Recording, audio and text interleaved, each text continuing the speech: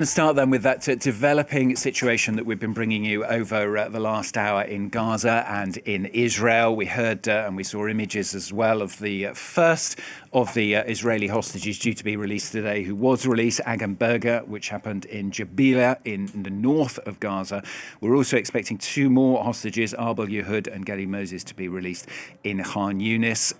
Also, a little bit later on, those 5 Thai captives are set to be released as 110 Palestinian prisoners are also released, all as part of that third such prisoner exchange. Well, with me here on set is Shirley Sitbon, who's followed this for us throughout here on France 24, and Philip Tell, our international affairs editor, also going to be joined as well by Mark Owen, who'll join us from Hostage Square in Tel Aviv. Let's start with you, though, Shirley. Just bring us up to date with the latest situation in that we've been hearing with that one release so far and those other imminent releases as well. Yeah, it started in the north of the Gaza Strip with an initial release of the soldier, one of the soldiers, these observers who were in their base on that day of October 7. She was abducted. Her four colleagues were released last weekend. And then the Agam Berger was handed from the Hamas to the Red Cross. The Red Cross handed her to the Israeli army, and the Israeli army brought her to the Israeli territory. And through the base of Re'im, where is the area where she was abducted on October 7. Other observers who were there with her on that day were killed. And now what we're seeing is we're watching Khan Yunis, where the second ceremony, so these are images from earlier with Agam Berger, who was released earlier. But now what we're expecting with the same ceremony that we saw last weekend, Hamas bringing her on stage, asking her to wave, filming all this, and then handing her to the Red Cross, showing that they organized this ceremony in a very controlled way, not chaotic like the first one in the first week. And then we can see that the Red Cross was able to take her, and the convoy moved away to a position with the Israeli army. Again, these are the images from earlier. What we're expecting now is in Khan Yunis, the release of 2 Israeli hostages, 2 civilians this time. They'll be handed. They're held by the Islamic Jihad this time, not by Hamas. They'll be handed to the Red Cross. The Red Cross, again, will take them to the Israeli army and then to the border. And then we're waiting for a third, we can call it a ceremony, but it's basically Hamas and the Islamic Jihad, or these militants, handing over 5 Thai hostages to the Red Cross, and they'll be able to cross the border and to return to their families. Well, of course, a lot of jubilation then in Israel. We can cross now to Mark Owen, who's joining us now from Hostage Square. Mark, tell us what the scene and the reaction has been there so far. We've had, as we were saying, 1 hostage being released, another 2 imminent as well.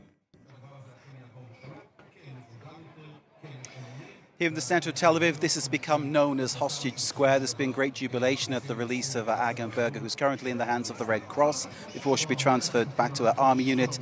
And one would imagine her family are very eager to get their arms around her and give her a very big hug. It's been a total of, I'll turn around and read the readout, 481 days that she's been away. And they were looking forward to getting her back, of course, and making a big fuss of her. The situation, as you can read it, and listening to Shirley's analysis is always fascinating.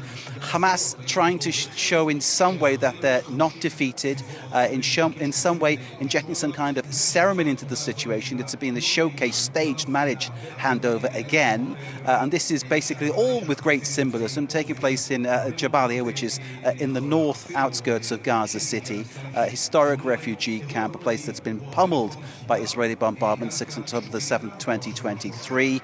And it all took place in front of the hospital, which took a whole lot of damage during that bombardment. So this is Hamas trying to say, here we are, we're here, we're going nowhere, this is the situation, and we are now choosing to hand back the hostage, Agam Berger. 20 years old when she was taken. She's an Israeli spotter or observer, someone whose job is basically to look at video footage and discuss what's going on.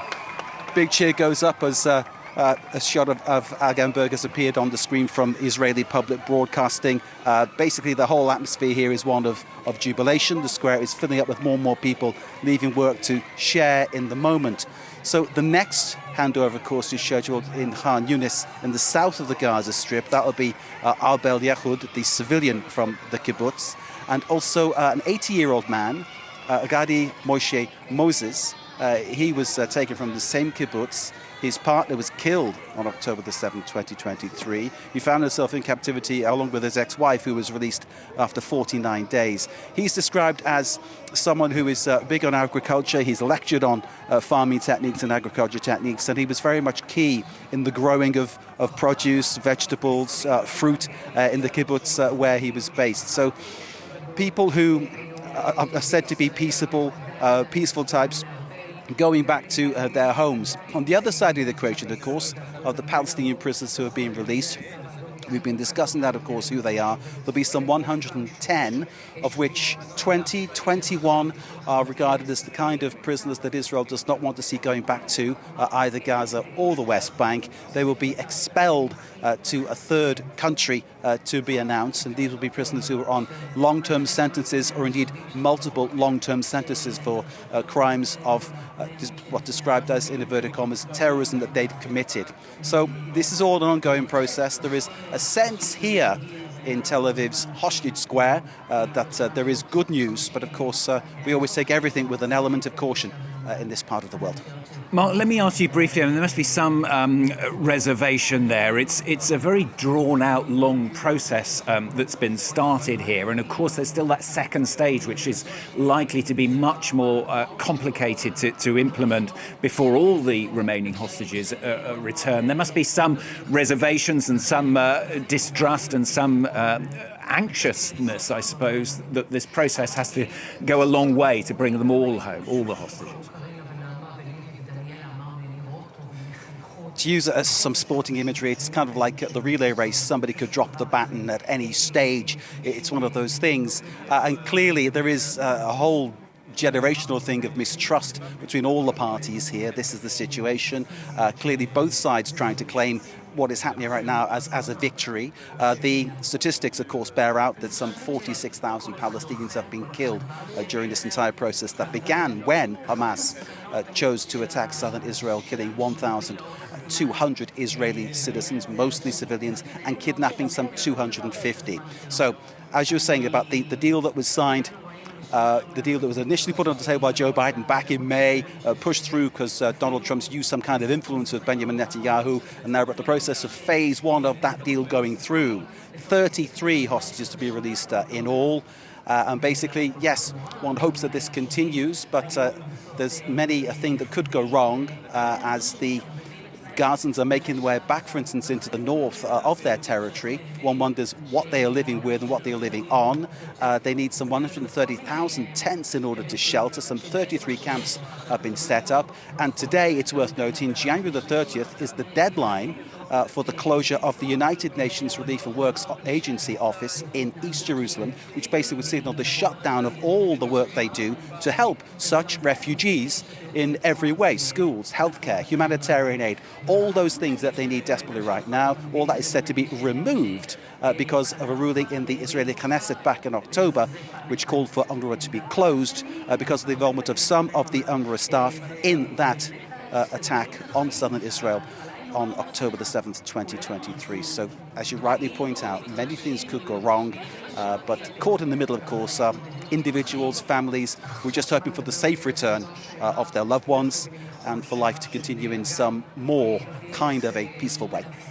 Mark, thanks very much. Mark Owen joining us there from Hostage Square in Tel Aviv. We'll be back with Mark, of course, as the story continues to develop over the next few hours during the rest of the day here on France 24. Philip Taylor, International Affairs Editor, is also joining me here on set. Philip, one of the next hostages to be released is Arbel Yehud. Why is the release of Arbel Yehud so important? Right, well, Arbel Yehud is 29. She will be the last female civilian to be freed, and this was really something that has been of extreme importance for the Israeli authorities. And just as Mark was saying, this is a very fragile piece of cord. It could fall flat for very little.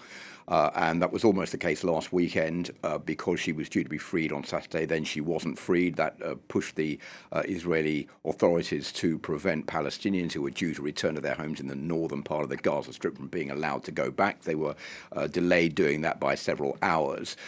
We've got that release coming up today, 2 days ahead of when it was going to happen last weekend. They were saying it was going to happen next Saturday, but in fact now it's happening on a Thursday. So I think a lot of hope that Abba Yahud is going to be free today, and that is going to be some kind of pledge by Hamas that they are sincere in releasing these hostages, the Islamic Jihad as well, and that this is another step forward in this peace plan and this ceasefire deal. But the bottom line here, Stuart, is that this is all very, very fragile, as we've just been saying, and it's also putting a lot of pressure on the shoulders of the Israeli Prime Minister Benjamin Netanyahu. If you look at what he's under domestic pressure to get the hostages freed, all these hundreds of people in Hostage Square. He's under international pressure to end the war in Gaza as quickly as possible to bring two sides to the negotiating table. He's under political pressure at home from the far right in Israel to continue the war and to crush Hamas. And he's also under pressure because he can see that from these images, Hamas and the Islamic Jihad are showing that they are still a force to be reckoned with. They are still there. All these months of war have not wiped them out. This is a big dilemma for the Israeli Prime Minister. And that is also another factor that could contribute to this ceasefire deal not going to its term. Remember, there are 3 phases of 6 weeks each. This is phase 1. Will we get to phase 2? We still haven't found out whether the negotiations on that are going ahead or not and going smoothly. There is still an awful lot to play for. Well, Shirley Sitbon's also still with us as well. Shirley, we're expecting very shortly Agam Berger to arrive at an Israeli army base as well, as that the process continues and goes on. She's expected to meet once again with colleagues and her family as well at that base. I mean, it is obviously for people who know her an incredibly emotional day. Yes, and not only for people who know her. We saw a few minutes ago images of other women who are also observers. And basically the idea is that many Israelis are saying, these women are the ones we put at the front line without any weapons, and the fact that they were held for such a long time, it means and it's something to all Israelis. They're kind of a symbol. Actually, there was a talk of moving them back from the border because basically they're looking at video footage. And yeah, so this is very symbolic, the last woman. And we saw earlier other women who were observers, who are observers, their families, saying that they're there not just for them, but for everyone, hoping that this will move on to phase 2 of the deal and not stop there. Everyone working very hard. Most, I think now, a wide majority of Israelis hoping to push this all the way to the end, to the release of all of the hostages and the end of this war. I mean, it's been an incredible campaign, hasn't it, that the hostages have waged right from the beginning of this war. Thousands of people taking to the streets to join in these protests. Yes, and yet their families felt pretty alone at times, even criticized by people on the far right, saying that they're very egocentric, thinking just about their loved ones and not about believing that the war was essential for Israel's defense and security. But others are saying, no, war is not the solution. You have to find a way out of this. And many people have been trying to push the Israeli government and Hamas to accept such a ceasefire for months and months. We saw the Biden plan back in May. So many people asking, why have we waited so long? Of course, the Israeli government, right, far right, even not just the far, but also the right, saying they don't want to leave Hamas in power. And they believe the deal is not the same as back in May when they had to agree from the beginning that the war would end. They're saying that these are 3 different deals. Every phase has to be negotiated, and they have not agreed, say, the right wing and far right, to the second deal, to the departure of all the Israeli troops, and that's what the Americans are pushing for now, to have the Israeli government agree to that. And I think there's a lot of worry on the part of the Israeli government that if the second part of the deal does go through, that's to say the withdrawal of Israeli troops from the Gaza Strip, Strip. This is going to empower Hamas even more. We were back to square one, with Hamas able to rebuild its resources and to launch further attacks against Israel. And that is the big dilemma facing the Israeli Prime Minister. And the other point of the next part of this deal, the next phase, is that we have a ceasefire, but this is going to be a permanent ceasefire in the next part of the deal, which means also that Israel will agree that they're going to pull their troops out and there will be no more bombardments or attacks to try to wipe out Hamas. So it is a big step between stage one and stage two. Stage three basically will work towards the reconstruction of Gaza, which is going to take decades maybe to get the Gaza Strip back to the state it was in before the attacks of October the 7th. So we're not out of the woods. This is the first step forward. There's been some progress. And of course, the underlying fact is there are still many hostages being held. And there's still a lot of uncertainty about who those hostages are, whether they're still alive or not. And a lot of uncertainty for the families of all of the hostages who are still remaining in captivity in the Gaza Strip. Obviously, a lot of joy about those who are being freed, but there are very few who have been freed compared to the vast number who are still being held by Hamas. And still an awful lot of uncertainty as to whether or not the loved ones are dead or alive in the Gaza Strip, and still no news about what kind of condition they have been held in since the attacks of October the 7th. So still a lot of uncertainty. This is a step forward. So far, so good. But there's still an awful lot could happen between now and the end of the first stage and the beginning of stage two. And briefly, Philip, I mean, there's another major issue, of course, today, which Mark touched on earlier on, and this is UNRWA, Israel preparing today to outlaw the main UN agency for Palestinian refugees, UNRWA. I mean, there are dire warnings, aren't there, that could really undermine vital aid delivery for Gaza, which could indeed affect the long-term chances of peace as well. Well, UNRWA already says it provides 60% of the food aid since the war broke out to people in the Gaza Strip. It says it's also providing health care for thousands of people. It helps resume education. It's brought in lots of equipment into the Gaza Strip to help people resume as normal a life as they possibly can in the conditions that they have to face every day. The argument by the Israeli authorities is, well, there are the aid agencies that can jump in to take the place of UNRWA, but UNRWA saying basically that is not true. There was an investigation done by the former French Foreign Minister Catherine Colonna into these accusations that members of UNRWA did take part in the attacks of the 7th of October. She said there is no firm evidence of that, but she said there is some kind of neutrality-related issue within UNRWA, which is something that needs to be dealt with. But she said that what the Israelis have come up with as an excuse for kicking UNRWA out doesn't hold up. The Israelis have said basically this is all fake news. What has happened since then is that while Joe Biden was still president of the United States, he gave his support to UNRWA, but the funding was cut off by Congress, which is in the hands of the Republicans. Since Donald Trump was elected to the White House, he has come out wholly in favor of UNRWA being removed from the Gaza Strip and from the West Bank to back the position of Israel. And finally, on this for now, unless, of course, the images change and we get some new news coming through us, Shirley, we've been seeing some very delighted faces there amongst family and friends and supporters of Agam Berger at that army base where she's due to arrive. Obviously, people seeing images of her once again for the first time in many months. Yes, absolutely. Waiting for her there in Re'im, the area she was abducted from. But just a word about UNRWA. I think that, many countries have acknowledged in UNRWA itself that there has to be some, better scrutiny of people that were who were hired, and there needs to be some reform. But not now, because UNRWA is in charge of this, all of the humanitarian. I mean, it has such a central role that making it illegal now would generate a terrible chaos. And that's, UNRWA is not even itself not denying that there is some cause for reform, but it's not just UNRWA, but everyone says that it can't be taken out now. This would generate a lot of problems with the humanitarian, rescue and everything, the aid that's being brought into the Palestinians with such destruction. Now is not a time to take out a player, and it's definitely not a key player. That's basically what's been said. all in Israel as well. Let me ask you as well, Shirley, that what we were talking about with Mark a little bit earlier on, the fact that this is very much the beginning of the process. It's the third time we've seen these releases. We're expecting a fourth on Saturday, but then the whole thing has to move into a new phase, doesn't it? The second phase, and then onto the third phase, which a lot of people are saying is going to be even more complicated.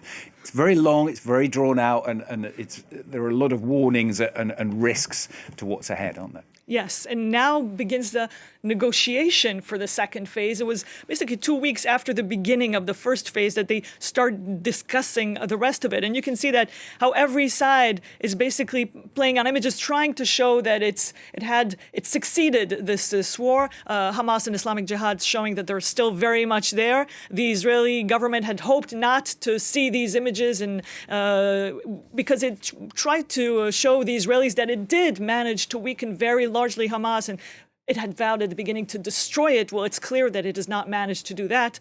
Hamas and the Islamic Jihad are very much there. So negotiations continue, and there are many hurdles ahead, with the Americans again now pushing, saying things that are completely contradictory. At the same time, Donald Trump saying that something like the Palestinian civilians have to be removed, something that's completely outrageous, and at the same time pushing the Israeli government to accept the next phase and to end this war and to be able to pull out their troops from Gaza. So we're really expecting to see how this administration will manage to force Hamas and Israel to end this war at last.